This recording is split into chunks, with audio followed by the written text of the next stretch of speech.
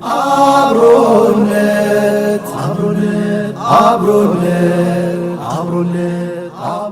ተመልሰናል። ክብራትና ክብራን ተመልካቾቻችን እየተከታተላችሁ ያላችሁት አብሮነት በረመዳን 9 ፕሮግራማችንን ነው።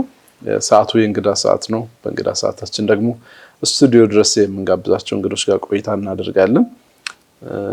በተለይም ደግሞ ይሄ ከቻሪቲ ጋር በተገናኘ ረመዳን ላይ ኖርማል ሰው ከማስፈጠሩ ኸይር ስራ ከመስራቱ በዘለለ ደግሞ በጣም ቢዚ የሚያደርግ የግል ህይወትን ደግሞ የሚያስረሳ የሆነ ቢዚነት አለ። እንደዚህ ዘቢባን ካነሳ እንደዚህ ነው የተገጠመኝ ይኖረናል። የእዝነት የአካል ጉዳተኛ ህፃናት ዋና መስራችና ማናጀር የሆነችው ዘቢባ አህመድን እንግዳ አድርገናት በአብሮነታችን ቆይታ ከኛ ጋር የተለያዩ ወጎችን ልናወጋ አብራን ተቀምጣለች። እንኳን ደህና መጣሽ። እንኳን ደህና ቆያችሁ። ረመዳን እንዴት ነው እናንተ ጋር ለተቋም እንዴት እየሄደ ነው?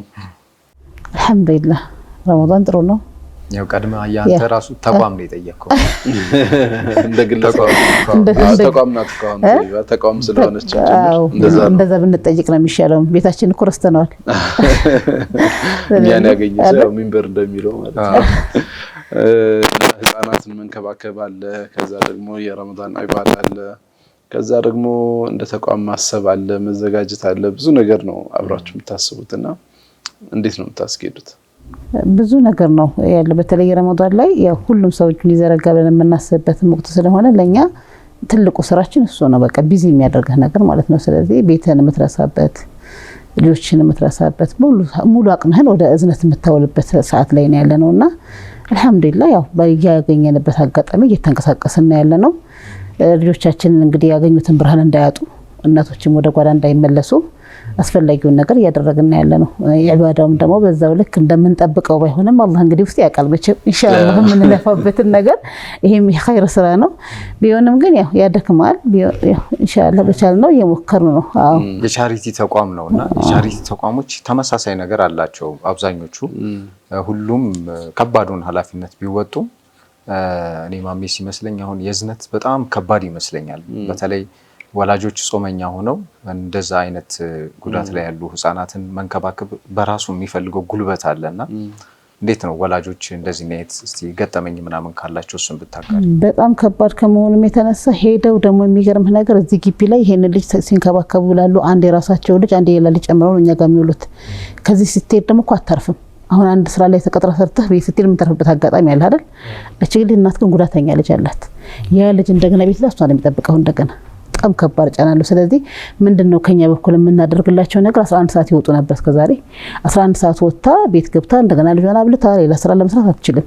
9 ሰዓት እንድንወጣ ነው ያደረግነው። በቃ ሰዓቱን ከዚህ ከቢሮ ያለውን ሰዓት ገደብንላቸው። 9 ሰዓት ቀደም ብለው ወጥተው ቢያንስ ልጆቻቸውን አብልተው ለመክሰስ ለፍጡር የሚሰሩበትን ሰዓት እንዲኖራቸው ማለት ነውና እንጂ በጣም ከባድ ነው። በዛ ላይ እኛ ጋር ያሉት እናቶች ያው ቤት ያፈራውን እንዳቅማቸው ማዘጋጀት የሚችሉ ቢሆኑም ሰራተኛ መቅጠር ግን አይችሉም። ራሳቸው የሚሰሩ ሰዎች ናቸው። ስለዚህ ጫና ስለሚበዛባቸው በጣም ከባድ ጊዜ ያሳልፋሉ ብዬ ነው ማለት ነው። እንግዲህ አሁን ድንገት ቲቪያቸውን የከፈቱ ይኖራሉ፣ እዝነትን የማያውቁ ይኖራሉ። ምንድነው እዝነት ማን ነው ሊሉ ይችላሉና እስኪ በተወሰነ መልኩ አስተዋውቂልን። እዝነት ማን ነው ማለት? እንግዲህ ያው ተደራራቢ አካል ጉዳተኞች ላይ የሚሰራ ድርጅት ነው። ተደራራቢ አካል ጉዳተኛ ሲባል ያው አንድ አካል ጉዳተኛ ላይ አንድ ነገር ነው የምናየው። ብዙ ጊዜ በአእምሯችን ውስጥ የሚመጣ አካል ጉዳተኛ ብለን ስናስብ ማለት ነው ወይ አይን ያጣ ወይ ጆሮ ወይ እግር ምናምን። እኛ ጋር ሲመጣ ግን አንድ ሰው አላህ ከሰጠው ኒዕማ ጸጋዎች አንዱን ብቻ የያዘ ሰው ነው የምናገኘው። ወይ አይኑን ነው የምናገኘው ወይ ጆሮውን ነው የምናገኘው። የሌለ ነገር ደግሞ የለም እኮ አትጓጓለትም አይደለ? የኛ ልጆች ግን የሚያጓጓህ ነገር ሁሉ አካላቸው ላይ አለ። እጃቸው አለ፣ እግራቸው አለ፣ ምላሳቸው አለ፣ አይናቸው አለ፣ ጆሮአቸው አለ። ግን እጃቸው ዕቃ መጨበጥ አይችልም፣ እግራቸው መራመድ አይችልም፣ ምላሳቸው መናገር አትችልም። ግቢ ውስጥ ያሉት ልጆች በሙሉ አንድ የሚያደርጋቸው ነገር ይሄ ነው። ግማሾች ላይ ማየት አለ፣ ግማሾች ላይ መስማት አለ። ያ ነገር ትንሽ ያለያያቸዋል እንጂ ሌላው ነገር ግን አንድ ነው። ምግብ የተፈጨ ነው ይበሉት፣ አላምጠው ማዋጥ አይችሉም። ዳይፐር ተጠቃሚዎች ናቸው ሁሉ። ራበኝ በረደኝ አመኝ የሚል ቃላት የለም። ተመቸኝ አልተመቸኝ የሚል ነገር የለም።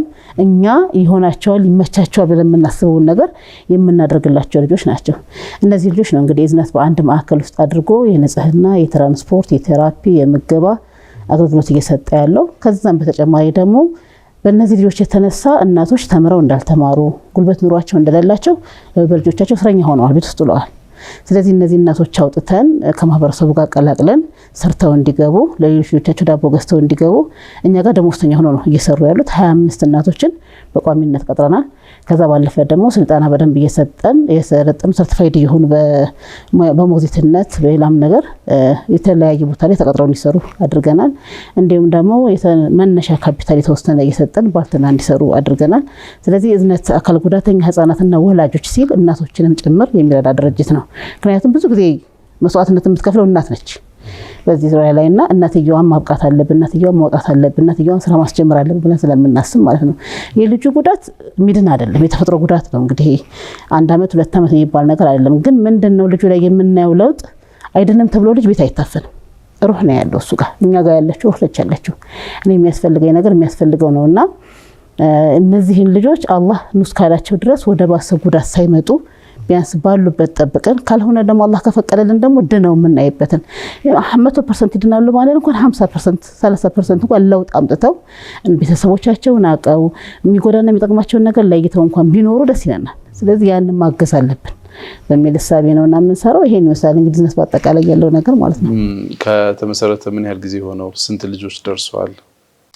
2013 ላይ ነው የተመሰረተው። ያው ሲመሰረት መሐመድ ከድር በኔ ልጅ አማካኝነት የተመሰረተው። የኔ ልጅ እንግዲህ ያው አይኑ ጆሮ ብቻ ነች የምትሰራው። አላህ ከሰጠው ኒዕማ ሙሉ አካል ላይ ያለ ግን ሁሉ ነገር ማዘዝ አይችልም። ጆሮ ነች የምትሰራ። በጆሮ ግን በደንብ እንግባባለን። ስለዚህ እኔ ለ3 ዓመት ያክል መሐመድ ይሰማል፣ የሚነገረው ነገር ይሰማል፣ በደንብ ያውቃል፣ የሚነገረውን ያውቃል፣ ሁሉ ነገር ያውቃል። ቤቱን ይለያል፣ ቢሮ ማዕከሉን ይለያል፣ እህቶቹ ምናምን በደንብ ያውቃልና ምንድነው አሁን እሱን 3 ዓመት እኔ ተወልዶ ብዙ መስዋዕትነት ከፍዬበታለሁኝ። ሴንተር ሳጣ እሱ መስልሽ የሚውልበት ቦታ ሳጣ ነው ለመክፈት የተገደድኩት። ስከፍተው ግን ያው 5 ልጆች ነው የጀመርኩት። ገደጀሽ ገነሜት ቤት አካባቢ ነው የጀመርኩት። አሁን ላይ 2013 ነው የተጀመረው። 2017 ላይ ወደ 100 ልጆች ደርሷል። 100 ልጆች ስንል ግን ማዕከል ላይ መታችሁ የምታገኟቸው 43 ልጆች ናቸው። 43 ልጆች በደኬ ደረጃ ሙሉ አገልግሎት የሚያገኙ ናቸው። እዛው የሚያድሩ አያድሩ አዳሪ አይደለም። የኛ ድርጅት በደኬ ደረጃ ነው። ጧት ይመጣሉ፣ ማታ ይመለሳሉ። ለማሳደር ምንድነው እናት አላቸው እኮ እነዚህ ልጆች። ከእናታቸው ነጥለን አሳደርናቸው ማለት ሌላ ጫና ፈጠርንባቸው ማለት ነው።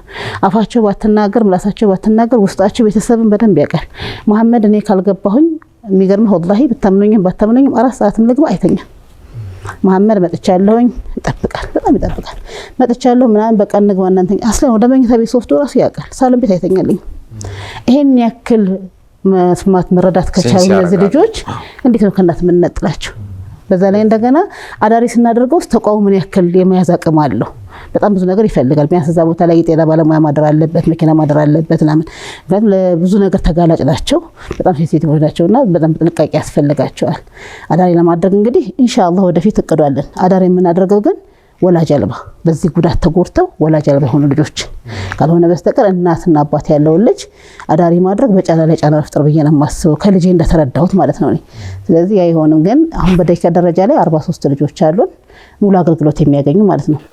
ውለው የሚሄዱ እኛ የምናመጣቸው ጧት እናመጣቸዋለን፣ ገላቸውን እናጥባለን፣ ቁርሳቸውን እናበላለን፣ ስፖርት እናሰራለን፣ ፀሐይ እናሞቃለን፣ እናጫውታለን፣ ምሳ እናበላለን። እንደገና ድጋሚ የግሩፕ ቴራፒ አለ። ቴራፒ ይሰራሉ 11 ሰዓት ላይ ወደ የቤታቸው መልሰን እኛ እናደርሳለን።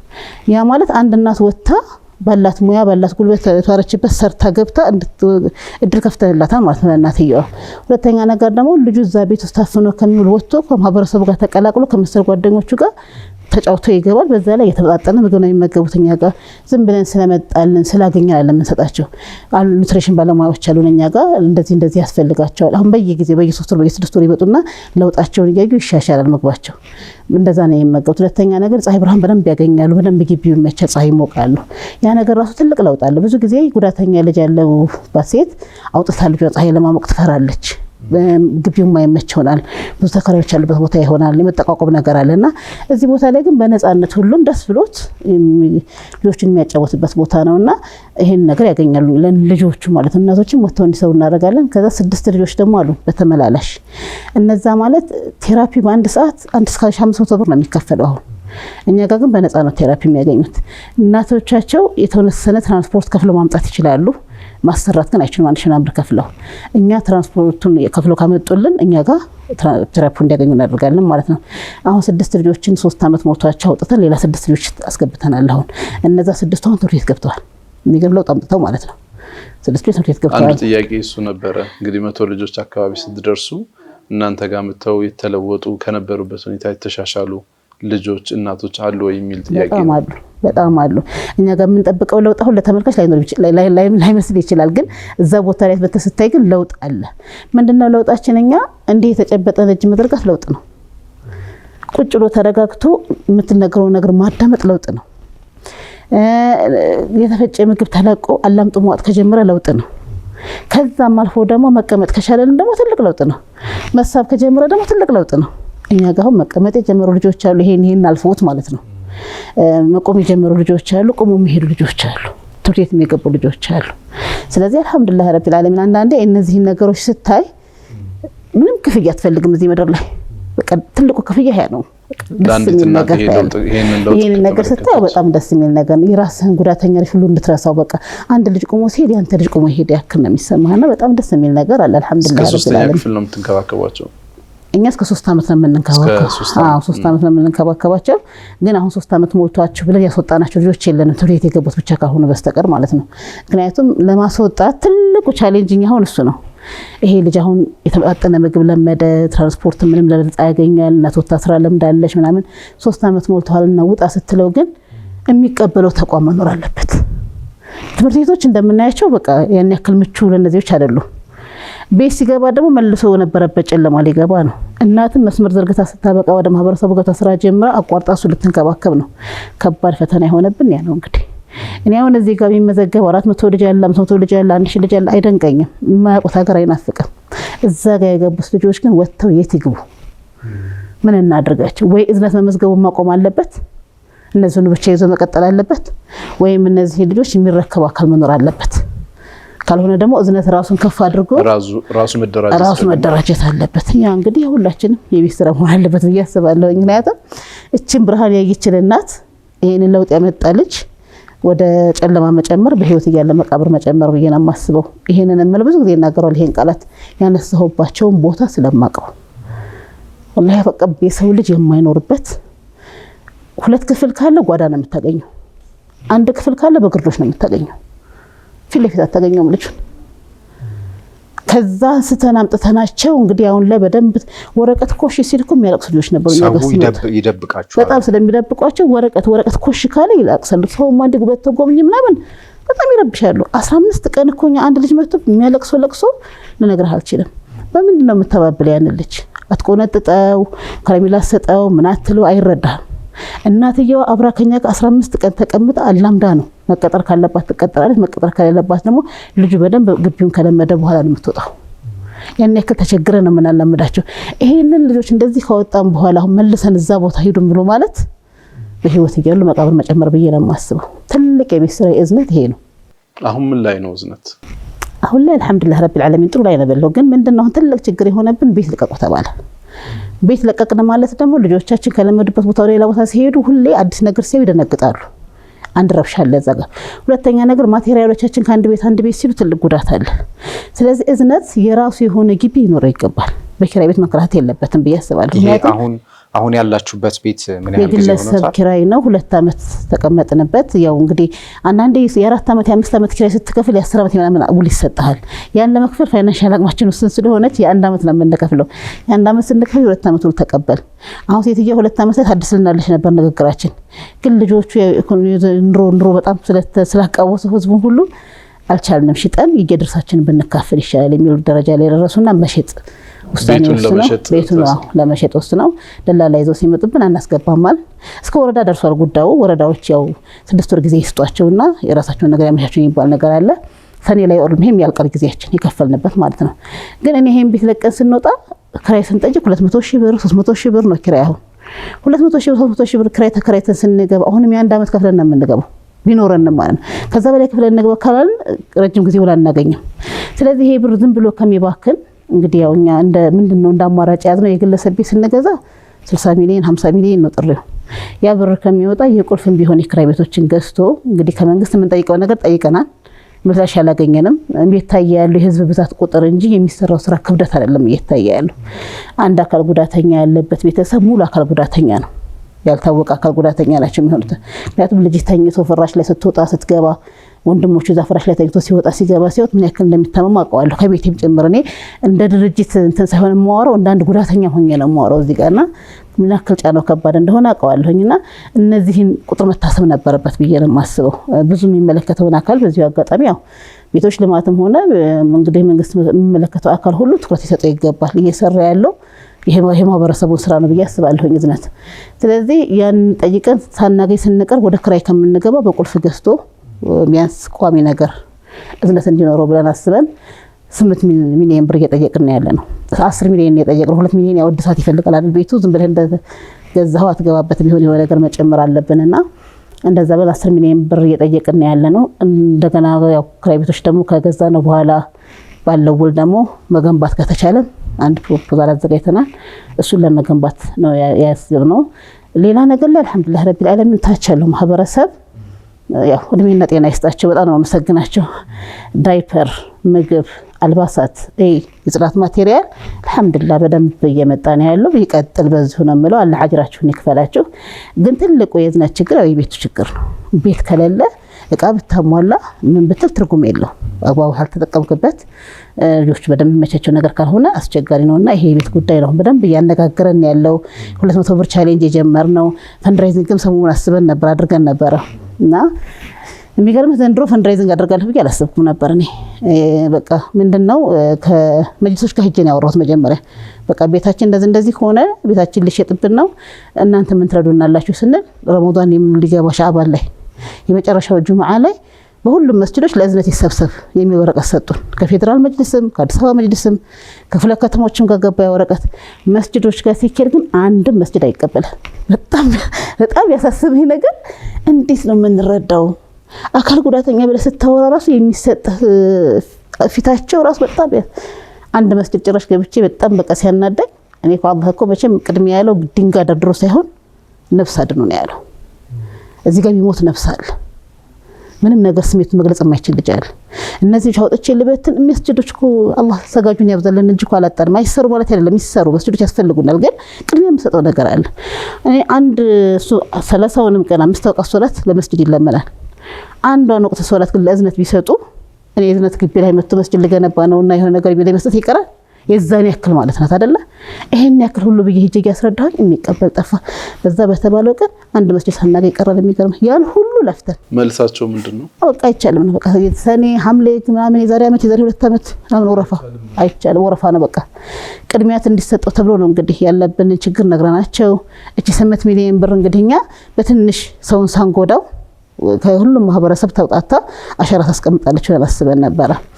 ያ ሳይሆን ሲቀር ነው ወደ 200 ብር ቻሌንጅ የመጣ ነው እንደገና ማለት ነው። ያም አልሐምዱሊላህ ተወሰነ እየተንቀሳቀሰ ነው። ያም ሆኖ ግን ሰውየው ጋር የተዋዋል ነው ውል አለ። የአንድ ወር ነው ሰውየው የተዋዋል ነው። አንድ ወራችን ሞላ። ሲሞላ የግዴታ ደግሞ ማህበር እንትኑ ፈንድራይዚንግ ዋን ደግሞ ሁሌም በየአመቱ የምታስቸግረው የሚገዛው ሰው ማለት ነው። እሱ ጋር አንድ ወር ውል አለን። ምክንያቱም ቤቱን ወድ ፈልገ ነው አይተን በቃ ተስማምተን ጨርሰናል። ለአንድ ወር ጊዜ ሰጥቶናል ብር ሰብስበን እናመጣ ማለት ነው። ያቺ አንድ ወር ሞላችብን። ሲሞላብን ያለና አማራጭ እነዛን የለመርናቸውን ሰዎች ማስቸገር ነው። በጣም ግን እዚህ ጋር ማሳለፍ የምፈልገው መልእክት ስንት በጎ አድራጎት ድርጅቶች አሉ። እኛ አሁን 5472ኛ ነን። ሙምኪን እስካሁን ወደ 7000 ምናምን ደርሶ ሊሆን ይችላል። ስንት ሙስሊም አለ? በጣም ያሳስበኝ ነገር ሁላችንም የኔነት ተሰምቶን አንድ ማዕከል ላይ የምንጥላትን ያክል ሁሉም ማዕከል ላይ ብንጥለው ሁላችንም ከታች እስከ ላይ የሆነ 10-20 ሀብታሞች ላይ ብቻ ሁላችንም እያፈጠጠን ያለ ነው። ለምን እነሱ ላይ ብቻ መፍጠጥ የለብንም? ሁሉም ማህበረሰብ ሊረዳቸው ይገባል ብዬ ነው የማስበው። ሁላችንም ማለት ነው ስንከፋፈለው ነው ነገራቶች የሚቀሉት። ባለው አቅም 50 ብርም ስንሰጥ ብዙ ሰው ወደ አንድ ቋት ሲገባ ለዛ አንድ ብር የሚሰጠን እኮ 1 ሚሊዮን ሰው ብናገኝ እኮ 3-4 እዝነት አይረዳም በወር ማንኛውንም ኪስ ሳትጎዳ ሁሉንም ደግሞ የሰደቃ ተካፋይ አድርገ ነው ሁሉንም። ግን ይሄን ማሰብ መቻል እንዴት እንዳቃተን አላቅም። ሁሉም ሰው አህለል ኸይር መሆን ይችላል። ሁሉም ሰው አህለል ኸይር ጉልት ነጋዴው መሆን ትችላለች። 1 ብር ማለት ምንም ማለት አይደለም። አንድ ብር ሁሉም አስበው ለእዝነት ብሎ አካውንታችን ላይ 1 ብር 10 ብር ሲገባ ትክክለኛ ሰደቃ ይሰጡ እነዚህ ናቸው ያለው። ራሴ ሳይ ወላሂ በጣም አለብኝ ብለው ተሰምቷቸው የሚሰጡ ሁሉም እንደዛ አስበው ቢሰጥ ወላሂ ደሃ ነው። በተለያየ አማራጭ እንግዲህ ማገዝ የሚፈልጉ ተመልካቾች ይኖራሉ። በቴሌቪዥን እያያችሁ ያላችሁ ተመልካቾች አላችሁ፣ በዩቲዩብ እየተከታተላችሁ ያላችሁ ተመልካቾች አላችሁ። አሁን እህት ዘይባ እንዳነሳችሁ ከ100 ብር ከ50 ብር ከ10 ብር ጀምሮ አካውንታችን ላይ ያለ ቴሌብር በጣም ብዙ ሰው ይጠቀማል። በቀላሉ አሁን እጃችን አንስተን ትራንስፈር በማድረግ ማገዝ እንችላለን። እኔ ራሴን ኃላፊነት ከተወጣሁ የኔ ነው የሚያሳስበው። እኔ ከተወጣሁ ከዛ በጣም ብዙ ሰዎች ደግሞ እየተከታተልን ያለን በሺዎች የምንቆጠር በመቶ ሺዎች የምንቆጠር ተመልካቾች አለንና እጃችን ላይ ያለውን ስልክ በማውጣት ስክሪን ላይ በምናያቸው አካውንቶች ማገዝ እንችላለን። በተለይ ግን ይሄ አሁን ከዘቡ እንደተረዳሁት ይሄ ሲፒ የአካል ጉዳተኛ ወይ ተደራራቢ የአካል ጉዳተኛ ህፃናት አሁን ልክ አሁን ይሄን ፕሮግራም አናውንስ ባረግን ባስተዋውቅን ቅጽበት ሰው በአካውንት ብር ማስገባቱ ወይ ደግሞ በቴሌብር በሌላ አማራጭ ብር ማስገባቱን ብቻ ነው የሚያየው። በጣም ጉዳዩ በጣም መረዳትን ጭምር ይፈልጋል። ሐሳቡን በደንብ ልንረዳው ይገባል። ማለት ምን ማለት ነው የሚለውን በደንብ ማወቅ አለብን። ሲመስለን አንዳንዴ እንደሌላው ቻሪቲ የሆነ ህንፃ እንደመስራት ወይ የሆነ መስጂድ እንደመስራት ወይ የሆነ በጎ አድራጎት እንደማድረግ ብቻ አድርገን ነው የምንወስደው። ይሄ እንደዛ አይደለም። በጣም የተለየ ነገር ነው። በጣም መረዳት የሚጠይቅ ነገር ነው ብዬ አስባለሁ። እና እዚህ ቻሪቲ ላይ ሳፖርት ከማድረግ ባለፈ ስለ ጉዳዩ በደንብ መረዳት እንዳለብን ነው ከዚህ የተረዳ ነው። በነገራችን ላይ ከዚህ በፊት በምርኩዝ መድረክም ቀርባ እዝነት ማን ነው የሚለውን መድረክ ላይ አብራርታ ነበርና በዩቲዩብ አማራጮች ማግኘትና ማየት ትችላላችሁ። እዝነትን ማወቅ የምትፈልጉ ዘይባን ማወቅ የምትፈልጉ ካላችሁ በጣም ጠንካራ የራሷን ጉድለት ተመልክታ የማህበረሰብ አጠቃላይ ጉድለት ነው የሚል እሳቤ በመውሰድ ለብዙዎች ደርሳለች። ለብዙ እናቶች ረፍት ሰጥታለች። ብዙ ተመሳሳይ ችግር ያለባቸውን ህፃናቶችን ሰብስባ አንድ ቤት ውስጥ እያገዘች እየረዳች የኛ የማህበረሰባችን ጉድለት ቢሆንም እሷ ለመሸፈን እየታገለች ነውና እንደ ማህበረሰብ ደግሞ በዚህ ሰዓት ነው እኔ ለምሳሌ እሷ የምትሰራውን እኔ መስራት አልችልም፣ እኔ ማድረግ አልችልም። እኔ ግን ይሄ ጉድለት ሊያጋጥመኝ ይችላል፣ ሌላ ሰው ሊያጋጥመው ይችላል፣ ቤተሰብ ውስጥ ሊያጋጥም ይችላልና እንዲህ አይነት ተቋማትን ማገዝ መደገፍ ከወዲሁ እንደ ማህበረሰብ ያው ትልቅ ኃላፊነት አለብን። የእያንዳንዳችንን ክፍተት እየሸፈነ ያለ ተቋም ነው። እንደዚህ አይነት ተቋማት ሲኖሩ ደግሞ ማስቀጠል ለነገ የማይባል ጉዳይ ነው። እኔ የራሴን ኃላፊነት መወጣቴን ነው በዋነኝነት ትኩረት ማድረግ ያለብንና እህት ዘቢባም ባልደረቦቿም አብረዋት እያገለገሉ የሚገኙ በአጠቃላይ ማለት ነው የማህበረሰባችንን ክፍተት ነው እየሸፈኑ ያሉት። በየቤቱ በየጓዳው ያለ ክፍተት ነው። በርካቶች እንደውም ከክፍለ ሀገር እንደሚደውሉ እንደሚጠይቁ አስባለሁ፣ ተመሳሳይ ችግር ያለባቸው ማለት ነው። ስለዚህ አሁንም ቢሆን አረፈደም ወይም ደግሞ እንዲያውም በጣም ትክክለኛ ሰዓት ነው። ረመዳን ላይ አይደለን ያለነው። ሰደቃ መስጠት በጣም ይወደድበት፣ ዘካ የምታወጡም እንደዚሁ የወቅፍም ፍላጎት ያላችሁ ሌላም ሐሳብ ያላችሁ በሙሉ በምታዩት አድራሻ ልታግዙ ይቻላል ማለት ነው። በሰሞን አንድ ካምፔን ተዘጋጅቶ ነበር። አንድ ጎጆ ለእዝነት የሚል ካልተሳሳትኩኝና ምናልባት እዛ ላይ የነበረውን ነገር ብትነግሪን ለተመልካቾች መልእክት በደንብ ለማስተላለፍ ይረዳል ብዬ አስባለሁ። እዛ ጋር የተካሄደው ነገር ምንድነው? ምንድነውስ የተፈለገበት ነገር? ለምሳሌ አርጀንት ከሆነ አሁን እንደተባለው ልጆቹ ቦታ ዝም ብለህ አንስተህ ስትቀይር የሚደነግጡ አይነት ነገር ከሆነ ወይ ይሄ እንደሌላው ቻሪቲ አይደለም፣ የተለየ ድጋፍ የሚፈልግ ነው፣ የተለየ ክትትል አባል ከሆኑ ራሱ የእዝነት አባል ከሆኑ አንዳንድ ድርጅቶች ላይ አባል ሆነን ተዘናክተን ከሆነ አመት ወይ ከሆነ ጊዜ በኋላ የአመቱ ነው ያጠራቅመን ምናምን ነው የምንሰጠው። ይህም ጥሩ ሆኖ ሳለ እንደዚህ ድርጅቶች ላይ ግን ድርጅቶች ላይ በደንብ አቴንድ ማድረግ በደንብ መከታተል ስለ እዝነት በደንብ መጠየቅ ይጠይቃል ብዬ አስባለሁ። እና እስኪ ምንድን ያለው ነገር የባለፈውንም ካምፔን ምን እንደሚመስል ብትነግሪን አሪፍ ነው። የባለፈው ካምፔን እንግዲህ ያው እንደነገርኩ የቤቱ ጉዳይ ነው ዋና ነገር ሊሰበስበን የቻለው። ያው በተቻለን አቅም መጀመሪያ እንዲህ ማህበረሰቡን ላለማስቸገር ያው ማለት ይህን ሰዎች በጣም ብዙ ሰው ይጠራቸዋል በተደጋጋሚ የተለያየ ቦታና እነሱ ጋር ጫና ከመፍጠር እስኪ ሁሉንም ተሳታፊና አድርገው በሚል ሐሳብ ነበረ መስጂዶችም ጋር ይሄን ነው 200 ብር ቻሌንጅን ብለን የጀመርነው ማለት ነው። ግን የተሰጠን ጊዜ አጭር በመሆኑ ያቺ ቀሰት ሞላብን። ያው ያለን አማራጭ ያው የምታውቀው ሰው ማስቸገር ነው። ወደዛ መተናል። ግን በጣም ለማህበረሰቡ ጥያቄ የማቀርበው ነገር እዝነት የማን ነው? እዝነት የኔ አይደለም። እዝነት የኢትዮጵያ ሕዝብ ሊደግፈው የሚገባ ባለቤት ሊሆን የሚገባ የህዝብ ተቋም አላህ እንደ ሰበብ አድርጎ መሐመድና መጥቶ በኔ እጅ መነሻ ቢያደርገውም እዝነት የአንድ ቤተሰብ የአንድ ሃይማኖት የአንድ ብሔር የአንድ ሰው አይደለም ሊረዱልኝ የምፈልገው ነገር ማለት ነው። ምክንያቱም 4 አመት ያሳለፍነው ጊዜ ቀላል አይደለም። ማንኳኳት ያለብንን አንኳኩተናል፣ መናገር ያለብንን ነግረናል። ባለን አቅም ልክ ሄደናል። ግን ስንሄድ እዝነትን የሚያስፈልገውን ነገር መርዳት የሚችሉት ማንነቱን ሲያውቁት ነው። ምንድነው የያዘው የሚለውን ነገር ሲያውቁት፣ እነማን ላይ ነው የሚሰራው የሚለውን ነገር ሲያውቁት ነውና ያንን ነገር አንደኛ መተውመጎምት ሁሉም ኃላፊነቱን ቢወጣ፣ ሁለተኛ ነገር እንደገና እዝነት ጎን የሚቆሙ ሰዎች ውስን ሰዎች ሆኑ። ለምን እነዛ ሰዎች ሁሌ አይቀጥሉም። የሰው ልጅ ተሰባይ ነው። ባይሆንም ደግሞ ጊዜው የምናየው ነገር ነው። አንድ ሰው ላይ አንድ ቤተሰብ ላይ ጫና የምናደርገው ከሆነ ከሆነ አመት በኋላ የለም ማለት ነው እዝነት። ያ ነገር ከመሆኑ በፊት ግን ሁላችንም ኃላፊነት ተሰምቶን ሁላችንም በቻልነው አቅም አንዳንድ ብር ሲጠራቀም ብዙ ነገር እንደሚሰራ እናውቃለን። ስለዚህ ሁላችንም እንረባረብለት ብዬ ነው የማስበውና ለዛ ነው እንግዲህ ያው ስንጠራ ስንጮህ ሲያንሰን እነዛን ሰዎች ጠራን። በእነዛ ሰዎች አብሮ ተሸፈነ። ዋናው ዓላማው 10 ሚሊዮን ብር ማሰብሰብ ነበረ። 10 ሚሊዮን ብር ተሰበሰበ። ግን ከነማን ተሰበሰበ የሚለው ነገር ስታስበው ደግሞ አንድ ቤተሰብ ላይ ነው የመጣው ያ ብር። በጣም ስሜታዊ ከመሆንም የተነሳ ቦታው ላይ በቃ እንደ ወቅፍ ይሆንልን በቃ ይሄ በመሐመድ ስም እንደ ወቅፍ ይሆንልን ነገር ሁሉ ተነስቷልና በጣም ወዛጋቢ ሆኖ ነበር። ለምንድን ነው ወቅፍነቱ ወቅፍ ይሆናል? አዎ ግን ሁሉም ሰው ቢሳተፍበትና እዝነትን ቢያቋቁሙ ደስ ይለናል። ይሄ አንድ ሰው ላይ የሚሆን ጫና አይራምደንም። ወይንም ደግሞ ሁላችንም ደሃ መሆን ያለብን ታይዘን በቃ ማለት ነው። በየጊዜው ይሄ ድርጅት አይዘጋም እያልኩ ስለፋ እኔም ኪሴን እያሟጠጥኩኝ እኔም ነገ ከነገ ወዲያ ለራሴም ለማኝ ልሆን ነው ማለት ነው። ስለዚህ ያ ነገር ከመሆኑ በፊት ሁላችንም እንድረስለት። እዝነት የሚሰራው ስራ ወላሂ እኔ ማጋነን ሳይሆን ቀላል ነገር አይደለም። አንድ ልጅ መያዝ ያቅተናል። ቤታችን ውስጥ አንድ ልጅ ራበኛ መመኝ ጠማኝ የማይልጅ ያንን ልጅ ሲመጣብን ግን እስከ 10 አመት እስከ 15 አመት ድረስ ስናነሳው ስንጥለው እንከባከበው ይሆናል። ከ15 አመት በኋላ ግን የት ነው የሚገቡት? በጣም ያጨናነቀን ያለው ስልከኛ ጋር ልጆቼ 20 አመት ሆኗታል፣ 15 አመት ሆኗታል፣ 30 አመት ሆኗታል። ምን ላድርገው? ቤት ውስጥ የሚቀጥል ሙት አይገኝም ልጅ የሚንከባከብ። እኛ ራሱ በደንብ አሰልጠናናቸው እናቶችና ወደ ስራ ይገባሉ። ለእንደዚህ ለተቸገሩ ሰዎች ብለን ቤት ውስጥ ገብተን አንሰራም ማለት ይከብዳል። ቤት ውስጥ አንድን ሰው ቁጥሮ መንከባከብ። ስለዚህ ያ ተቋም ኑሮ ግን እንዛ ተቋም ላይ ገብተው እነዛ ልጆች አላህ ቶሎ እስካላቸው ድረስ አስፈላጊውን ነገር አግኝተው መሄድ የለባቸው። ለምንድን ነው የዛ ቤት ኃላፊነትና ብቻ ሆኖ የቤተሰብ መቸገር ያለበት? ዛሬ የምንጥላት 1 ብር 2 ብር ነገ ትልቅ ሰደቃ ሆነ ተጠብቀናለች። ነገ ከእንደዚህ አይነት በላ ተጠብቀናለችና ሁላችንም ለእነዚህ ለሰዎች ትኩረት እንስጣቸው ብዬ ነው የማስበው።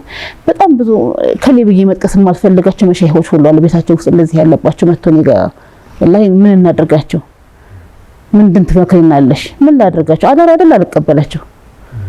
እኔ ለራሴ እዚህ ጋር ማንሳት መጣል ራሱ እኛ ጋር ራሱ የ6 አመት የ7 አመት ልጆች ነው ኪሎአቸው 40 ኪሎ 50 ኪሎ ልጆች አሉ። የሚገርም ነገር ከተወሰነ ወራት በኋላ በጣም ከአቅማችን በላይ ሆኖብን በቃ ቤት ባለንበት እናት ማትችለው ነገር የለም ቤት ሲቀመጡና ቤት እንርዳ ብለን ወደ ቤት መለስ ናቸው።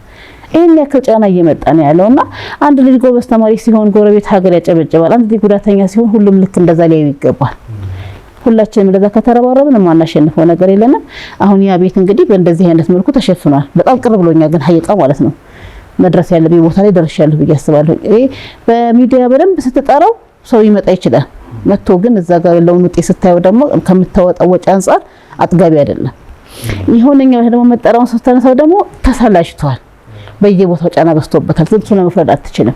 ይሄ የሚያሳየው ምንድነው? ሁላችንም የኔነት ያለ መሰማት ነው። ትንሹም ትልቁም የኔነት ተሰምቶት ሁላችንም ብንረባረብ ብዙ ነገሮች እናሸንፋለን። አይደለም እዝነትን ብዙ ነገሮች እናሸንፋለንና ሁላችንም ኃላፊነት ይኑረን ነው። ሁላችንም ማን ቤት ምን አለ ብለን እንሰብ። ሁላችንም ያለንን ነገር እንጣል። ብዙ ድርጅቶችን ማሳደግ ነው። አሁን ስለ ድርጅት ብቻ አይደለም እየተናገርኩ ያለሁት። ባቡል ኸይርን በላት ኑሩ ቱርኪን በላቸው እና አብዱል ፈታህን በላቸው ሁላቸው መቼም የማህበረሰብ ስራ ነው የሚሰሩት እኮ ሁሉም አይደለ። ሁላችንም ጋር ዘምዘም ባለን አቅም ሁሉም ማህበረሰብ ቢረባረብ ቀደም እንዳልኩ ነው። ተቋሙ ስንት ነው? ማህበረሰቡ ስንት ነው? ተመጣጣኝ አይደለም። ያ ማለት በጣም የቸልተኝነት ክፍተት ይታይብናልና ያንን ነገር እንምላው። ሁላችንም ከተረባረብ የማናሸንፈው ነገር የለንም። ከተዘናጋን ግን ሁላችንም ዘግተነው ወደ የቤቶቻችን ሁላችንም አልቃሾች ብለን የምንቀረውና ይሄን መልእክት ማስተላለፍ ፈልጋለሁ። እዝነት የኢትዮጵያ ሕዝብ ተቋም ነው። እዝነት የአንድ ግለሰብ የአንድ ቤተሰብ ተቋም አይደለምና ሁላችሁም እጃችሁን ልትዘረጉበት ይገባል። ጉዳቱ ደግሞ በጣም ከባድ ነው። አንድ ጉዳተኛ ያለበት ቤተሰብ ሙሉ ቤተሰቡ ጉዳተኛ ነው። ተኝቶ ልጅ ማየት ያማል። ሲወጡም ሲገቡም ፍራሽ ላይ ተኝቶ ራበኝ አመመኝ በረደኝ የማይል ልጅ ማየት ያማል። ስለዚህ እነዚህ ልጆች ለነገ ለአኺራ ስንቅ ይሆኑናል ኢንሻአላህ። ምናልባትም ደግሞ ከተመልካቾች መካከል እንዲህ አይነት አሁን አንዳንድ ጊዜ ህመም ላይ ያለን ሰው ሲያይ ያልታመመው ሰው አላህን ያመሰግናል። ከዛ ደግሞ ያግዝና አላህ በሰጠው ያግዝና ከጎኑ ይቆምና አላህን የማመስገኑን ጸጋ ያሳያል። ደህና ልጅ ያለበት ቤት ያለ ሰው እንደዚህ አይነት ተደራራቢ አካል ጉዳት የሌለባቸው ቤተሰቦች ኖርማል ልጅ ያለው ሰው አላህን ያመስግን በመጀመሪያ። ከዛ ደግሞ በሰጠው ጸጋ ምስጋና ሹክር የሚገለጸው በተግባርም ስለሆነ ማለት ነው። የማመስገኛ አንዱ መንገድ ማድረግ ይጠበቅብናል። በአካል መተው ማየት ለሚፈልጉ ለልጆቻቸው ማሳየት ለሚፈልጉ ለመጎብኘት ለሚፈልጉ የት አካባቢ ነው ቦታው?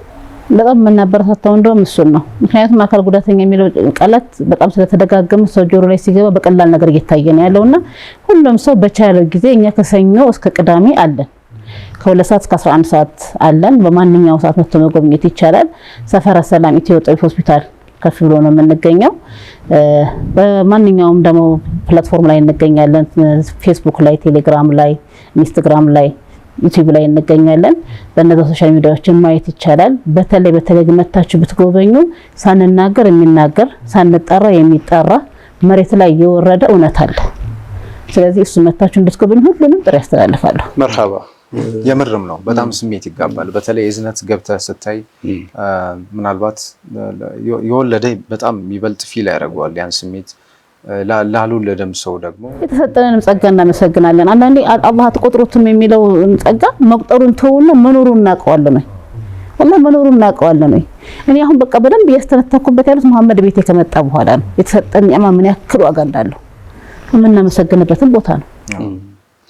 ይሄ በተለይ ተቋሙን መጎብኘት ለዚህ ነው የሚያስፈልገው። ልጆቹን በአካል ያሉበትን ተጨባጭ ተቋሙ ያለበት ተጨባጭ እናቶች የሚከፍሉት መስዋዕትነት ምን አይነት እንደሆነ ቦታው ድረስ ሄደን ነው ልናይ የምንችለውና ዘቡ ስለመጣሽም እናመሰግናለን። ከዚህ ቢዝነስ ላይ እቺ 200 ብር ቻሌንጅ ግን የሁላችንም ኪሳት ትጎዳ የአንድ ጊዜ መዋጮ ነው። የወርሃይ ምናምን አይደለም እኛ የምንፈልገው 200 ብር የአንድ ጊዜ መዋጮ 600 ሺህ ሰው ብናገኝ 1 ሚሊዮን 200 ሺህ እንሰበስባለን። 400 500 ልጅ መያዝ የሚችል ግንባታ ገንብተን ብዙ እናቶችን እፎይ እናስባለን ብለን እናስባለን። ኢንሻአላህ ተመልካቾች እንግዲህ እየተሳተፉ ነው ብለን እናስባለን። በምታዩቸው አካውንቶች አግዙ፣ በስልክም ደውላችሁ ጠይቁ፣ በአካልም ቦታው ድረስ ሄዳችሁ እንድትዘይሩና አለን አብሽሩ እንድትሉ በዚህ አጋጣሚ ለማስታወስ እንወዳለን። ያው ጥሪ መቅረብና መልእክቱ መድረሱ ነው እንጂ የማገዝ የመተጋገዝ ባህላችን ጥሩ ነው እኛ ኢትዮጵያውያን። ስለዚህ ይሄንን እንደሚተገብሩ ተስፋ እናደርጋለን። እዝነት ተደራራቢ አካል ጉዳተኛ ህፃናትና ወላጆች መርጃ ድርጅት እንግዲህ ላለፉት ዓመታት ሲሰራቸው ለነበሩ ነገሮች አንቺም እንደናት ደከመኝ ሰለቸኝ ሳትይ ለምታደርጉት ጥንካሬ ሁሉ አላህ Subhanahu Wa Ta'ala ትግስቱን ብርታቱን እንዲለግሳችሁ ምኞታችን ነው። እዚህ ድረስ መተሽ ሐሳብሽን ስላካፈልሽን እናመሰግናለን። እኔም አመሰግናለሁ። ሹክራን ጀዛኩሙላህ ኸይር። በእናንተ ድምጽ ነው እዚህ የደረሰው። በጣም ነው የምናመሰግነው። አልሐምዱሊላህ። እንግዲህ አላህ ያግዛችሁ። በቀጣይም ኢንሻአላህ ክቡራትና ክቡራን ተመልካቾቻችን አብሮነት በረመዳን 9 ፕሮግራማችን ይቀጥላል። በድጋሚ አብራችሁ እንድትቆዩ እንጋብዛለን። መልካም ጊዜ ይሁንላችሁ። አብሮነት አብሮነት አብሮነት አብሮነት አብሮነት አብሮነት አብሮነት አብሮነት አብሮነት አብሮነት አብሮነት